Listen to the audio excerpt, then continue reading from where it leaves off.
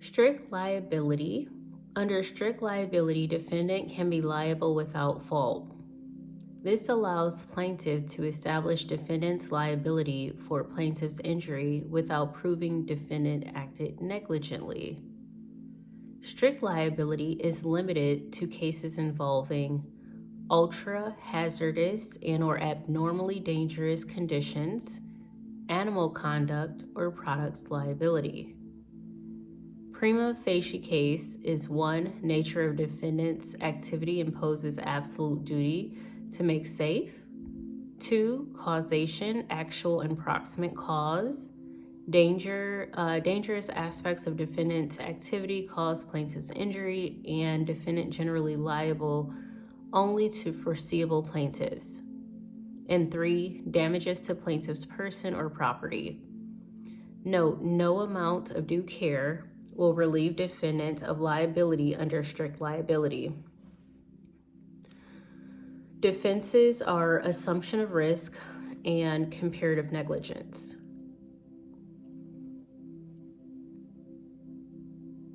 Strict liability and the abnormally dangerous conditions. Under abnormally dangerous or ultra-hazardous activity or conditions give rise to strict liability for any resulting injuries. The requirements, abnormally dangerous activity or conditions exist if 1, severe risk, which is a condition or activity imposes a severe risk of harm to persons or property. 2, it cannot be made safe. It cannot be made reasonably safe. It cannot be performed without a serious risk of harm, even when all actors use reasonable care. And 3, that it's uncommon.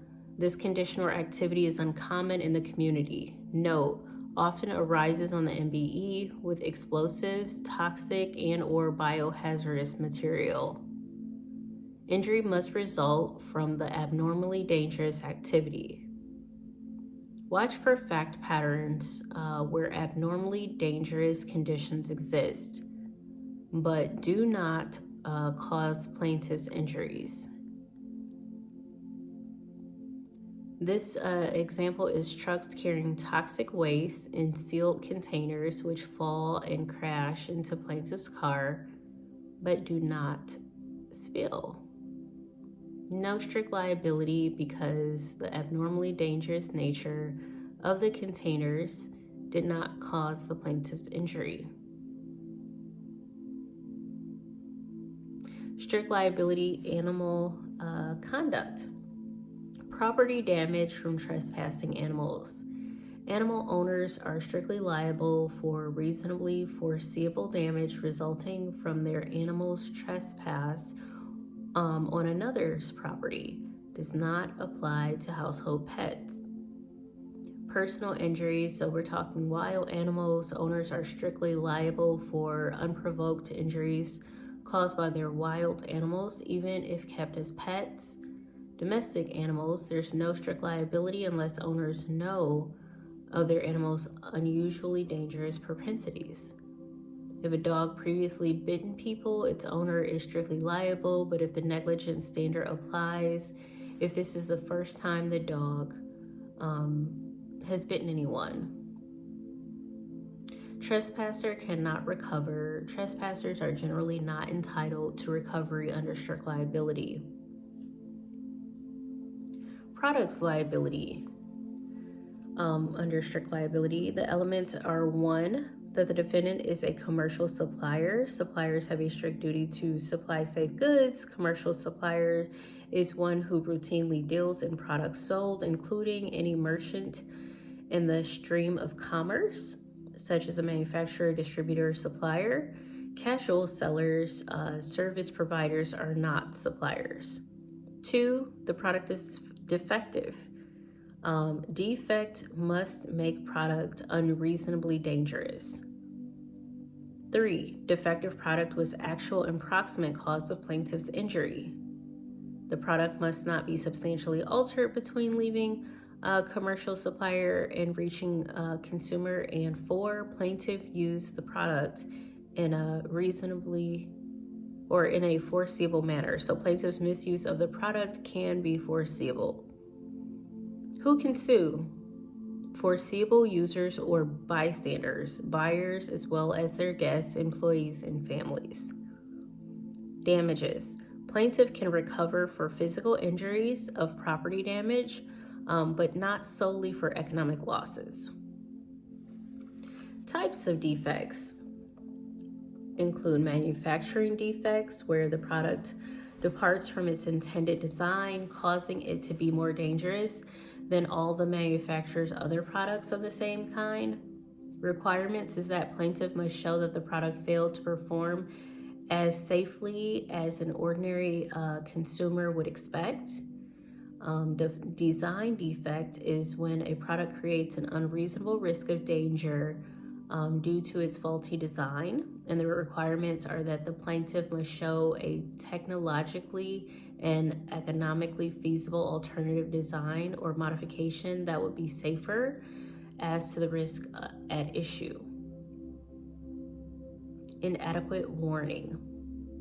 Manufacturer fails to adequately warn of a non-obvious risk associated with a product's use. Includes duty to warn of foreseeable dangers from misuse, clear and complete warnings of danger that would not have been ordinarily apparent to consumers, and unavoidably unsafe products. If a product cannot be made safe for its ordinary use, like a chainsaw or a firearm, manufacturer must give 1, proper instructions for use, and 2, adequate warnings of known dangers. Defendant is not liable for risks that were unforeseeable at the time the product was marketed.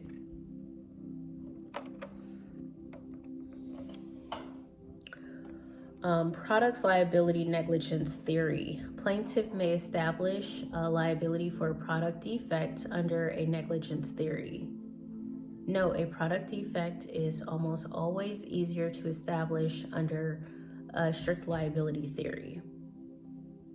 Elements include 1, the duty of care. Each commercial supplier in the stream of commerce owes a duty to all foreseeable product users and bystanders. 2, breach of duty. Defendant's negligence leads to the supplying of a defective product. Retailers and wholesalers satisfy due care by a courtesy inspection of the product. This makes it difficult to hold them negligent for product defects. Causation, plaintiff must show actual and proximate cause.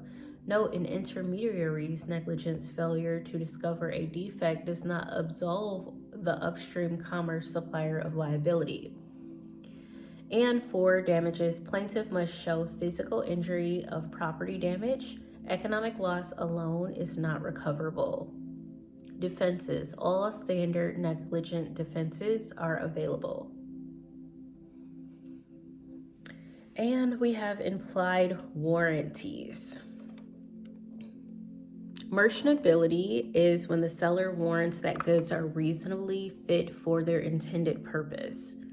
Fitness for a particular purpose is if seller A knows or has reason to know the particular purpose for which buyer is purchasing, and B knows that the buyer is relying on the seller's skill or judgment in selecting the product. Seller implies that goods are fit for that purpose. An example is a shoe store salesperson helping a buyer find deals for running shoes or running trails. Who can sue? Implied warranty protections extends to a buyer's family, household, and guests who suffer personal injury. Elements are 1, warranty, existence of an implied warranty. 2, breach, products fail to live up to applicable warranty. 3, causation, actual and proximate. 4, damages, personal property and economic are all recoverable. And defenses include assumption of risk, contributory and comparative negligence.